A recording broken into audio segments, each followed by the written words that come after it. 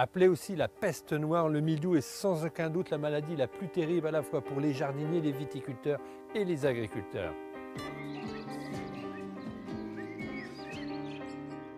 Le mildiou est un champignon dont les effets peuvent être catastrophiques.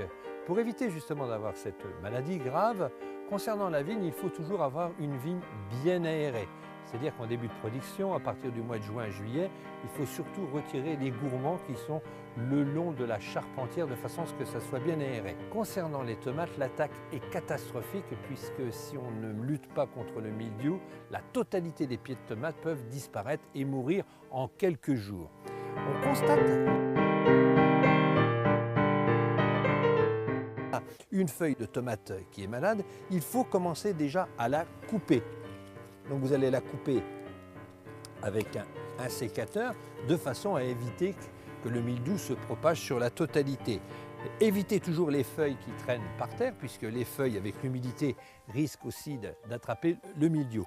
Il faut que vos pieds de tomates soient bien aérés, il faut qu'il y ait de l'air entre vos pieds de façon que l'air circule bien et que les feuilles sèchent. Si vous avez un feuillage beaucoup trop compact, c'est là que vous aurez une attaque de mildiou. Et puis, la meilleure solution, puisqu'on a parlé d'humidité, c'est de mettre une toiture sur vos pieds de tomates sous serre, où maintenant il existe des toitures spéciales tomates qui vont permettre justement d'éviter d'avoir de l'humidité sur les feuilles. Toujours en vous arrangeant qu'il y ait toujours de l'air par-dessous.